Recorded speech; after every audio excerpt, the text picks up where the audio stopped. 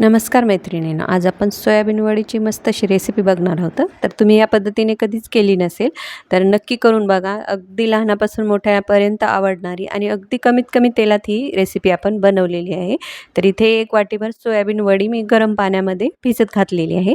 तर आपल्याला ही 10 मिनिटं अशीच पाण्यामध्ये भिजत ठेवायची आहे. आता इथे 1 वाटीभर पोहे घेतले तर ते स्वच्छ धुवायचे आहेत आणि ते पोहे पण आपल्याला एक 10 मिनिटं किंवा अर्धा तास झाकून ठेवायचे आहेत.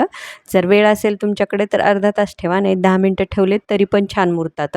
आता पोहे छान मुरलेले आहेत. आता आपण काय करूयात, एका मिक्सरच्या भांड्यामध्ये हे पोहे आपण काढून घेऊयात आणि याच भांड्यामध्ये आपण जी सोयाबीन वडी भिजत घातली होती का, ती पण अशी थंड झालेली आहे. आता याच्यातलं पूर्ण पाणी पिळून काढूयात आणि ही वडी आपल्याला मिक्सरच्या भांड्यामध्ये घालून घ्यायची आहे. आता हे जिन्नस घातल्यानंतर आता आपण लगेच पुढचे जिन्नससुद्धा याच्यामध्येच घालणार आहोत. तर तुम्ही या पद्धतीने अशी रेसिपी बनवली नसेल तर हा पदार्थ तुम्ही नक्की बनवून बघा. तर इथे मी 7-8 लसणाच्या पाकळ्या, 2 हिरव्या मिरच्या. जर तुम्ही मुलांसाठी बनवत असाल तर तुम्ही हिरवी मिरची स्किप करू शकता किंवा कमी घालू शकता. जर मोठ्यांसाठी बनवत असाल तुम्ही तर हिरव्या मिरचीचं प्रमाण वाढवूसुद्धा शकता. तर आता 2 चमचे दहीसुद्धा घातलेलं आहे. आता हे सर्व जिन्नस आपल्याला बंद चालू करत मिक्सर वाटून घ्यायचा आहे. तर बघू शकता व्यवस्थित असं वाटून झालेलं आहे. आता काय करूयात, इथे मी 2 बटाटे घेतलेले आहेत. तर ते बटाटे उकडवून घेतलेले आहेत. तर तुम्ही हाताने कुस्करून घालू शकता किंवा असं किसणीने किसून सुद्धा घालू शकता. जेणेकरून किसणीने किसून घातल्याने काय होईल, त्याच्यात जे गाठी वगैरे असतील का त्या होणार नाहीत. एकदम स्मूथ असं आपल्याला हे बटाट्याचं मिश्रण भेटेल. तर आता आपण काय करूयात, हे बटाट्याचं मिश्रणसुद्धा याच्यामध्ये घातलेलं आहे. तर आता आपण काही सुके मसाले घालूयात. लाल तिखट घालूयात, हिंग घालूयात. इथे मी चाट मसाला घेतलेला आहे 1 चमचा, 1 चमचा धने जिरे पावडर आणि इथे चवीनुसार मीठ घालायचं आहे. एक मोठ्या आकाराचा कांदा घालायचा आहे, कोथिंबीर घालायची आहे आणि हे सर्व जिन्नस आपल्याला हातानेच असे मिक्स करून घ्यायचे आहेत. कारण याच्यात आपण बटाटा किसून घातलेला आहे. तुम्ही जर चमच्याने मिक्स करायला जासाल तर हे व्यवस्थित असं मिक्स होणार नाही. त्यामुळे हातानेच असं व्यवस्थित असं याला मिक्स करून घ्यायचं आहे. तर मस्त असा कुरकुरीत खमंग असा हा पदार्थ होतो. अगदी कमीत कमी तेलामध्ये हा तयार केला जातो. तर तुम्ही ह्या पद्धतीने केला तर अगदी कमीत कमी तेलात तुमचा हा पदार्थ तयार होईल. तर इथे मी 2 चमचे तांदळाचं पीठ घेतलेलं आहे. अगदी कुरकुरीत हा पदार्थ होतो. त्यामुळे मी इथे तांदळाचं पीठ वापरलेलं आहे. तांदळाचं पीठ घालायचं आहे आणि याला व्यवस्थित असं एकदा मळून घ्यायचं आहे. जेणेकरून सर्व जिन्नस जे आहेत का ते व्यवस्थित असे मिक्स होतील. तर बघू शकता पिठाचा गोळा छान झालेला आहे. आता इथे अगदी मी थोडासा 2 चिमट हिंग घेतलेला आहे.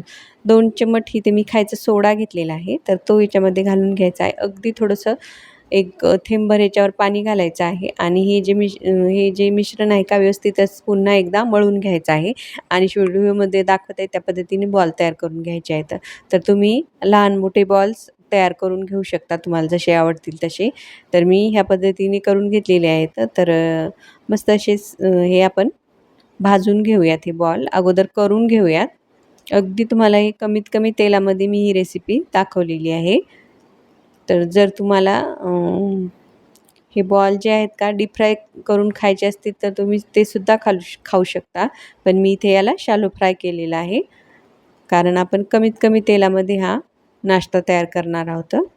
आता राहिलेले बॉलसुद्धा अशाच पद्धतीने तयार करूयात.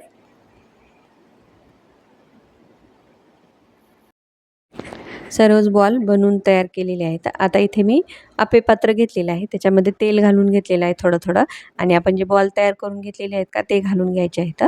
तर मस्त असे हे शॅलो फ्राय करून होतात. तर अगदी कुरकुरीत, अगदी खमंग असे हे लागतात. तुम्ही एक वेळेस नक्की ट्राय करून बघा. तुम्हाला नक्कीच आवडतील. अगदी मुलांना तुम्ही देसाल लहान छोट्या-मोठ्या भुकेसाठी तरी पण चालतं. अगदी टिफिनसाठी तुम्ही बनवू शकाल ते पण चालतं. अगदी मस्त अशी ही रेसिपी आहे कुरकुरीत आणि खुसखुशीत आणि चवीला भन्नाट अशी आणि भरपूर आपण इथे सोयाबीन वडी घातलेली आहे. त्यामुळे भरपूर प्रोटीनने भरपूर असा हा नाश्ता तयार होतो. तर आता आपण काय करूयात, हे छान असं आलटून-पालटून दोन्ही बाजूनी याला छान खरपूस होईपर्यंत भाजून घ्यायचा आहे आणि आपल्याला हा संपूर्ण नाश्ता जो आहे का कमी गॅसवरच आपल्याला भाजून घ्यायचा आहे, जेणेकरून करपणार नाही. तर आता काय करूयात, हा जो नाश्ता तयार झालेला आहे, तर आता हा आपण काढून घेऊयात. तर बघू शकता मस्त असे बॉल तयार झालेले आहेत. अगदी आपण हे कमीत कमी तेलामध्ये केलेले आहेत. तुम्हाला डीप फ्रायसुद्धा करून खाऊ शकता. पण मी हे अगदी सोप्या पद्धतीने केलेले आहे, तर नक्की करून बघा. आणि तुम्हाला व्हिडिओ कुठल्याही क्षणी आवडला तर व्हिडिओला एक लाईक मात्र नक्की करा. तर आपण जे भाजलेले जेवढे आहेत का ते एका याच्यामध्ये झारामध्ये किंवा एखाद्या जाळीवरती हे काढून घेऊयात. अगदी छान खुसखुशीत आपले हे अप्पे तयार होतात. अगदी छान असे हे कमी गॅसवर आपल्याला हे भाजून घ्यायचे आहेत. अगदी कुरकुरीत असे खुसखुशीत असे हे बॉल तयार होतात. नक्की करून बघा. आणि व्हिडिओ तुम्हाला कुठल्याही क्षणी आवडला तर व्हिडिओला लाईक करा, चॅनलला सबस्क्राईब पण नक्की करा आणि तुमच्या मित्रमैत्रिणीसोबत जास्तीत जास्त हा व्हिडिओ शेअर करा, जेणेकरून त्यांनाही ही रेसिपी बघता येईल आणि करता येतील असे पौष्टिक पदार्थ. तर बघू शकता मस्त असा मी तुम्हाला तोडून दाखवते असा नाश्ता तयार झालेला आहे. तर मग नक्की करून खा आणि तुमचा अनुभव माझ्यासोबत नक्की शेअर करा. जाता जाता एकदा व्हिडिओला लाईक करा, शेअर करा, चॅनलला सबस्क्राईब पण नक्की करा. तर भेटूयात अशाच एका नवीन खुसखुशीत आणि चवदार रेसिपीमध्ये. रेसिपी पाहिल्याबद्दल धन्यवाद.